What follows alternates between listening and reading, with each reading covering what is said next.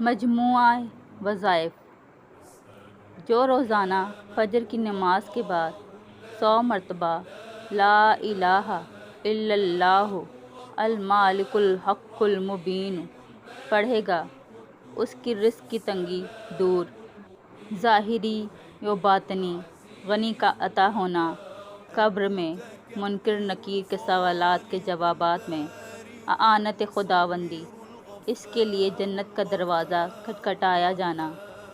جو بندہ روزانہ 41 مرتبہ آیت الکرسی پڑھے گا تو اللہ تعالیٰ اس کے ایمان و یقین کی کمزوری کو ختم کر دے گا۔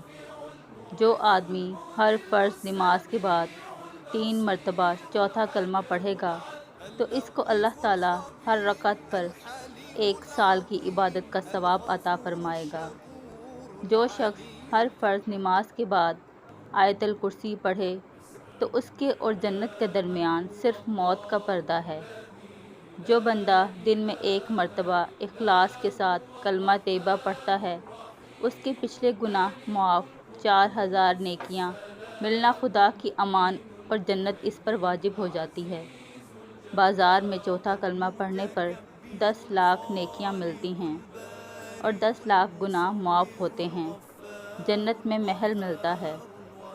جو بندہ 41 مرتبہ سورہ یاسین کی یہ آیت پڑھے گا تو اللہ تعالیٰ اس کے نافرمان بیوی بچے کو فرما بردار بنا دیں گے۔ وَجَعَلْنَا مِن بَيْنِ أَيْدِيهِمْ سَدًّا وَمِنْ خَلْفِهِمْ سَدًّا فَأَغْشَيْنَاهُمْ فَهُمْ لَا يُبْصِرُونَ۔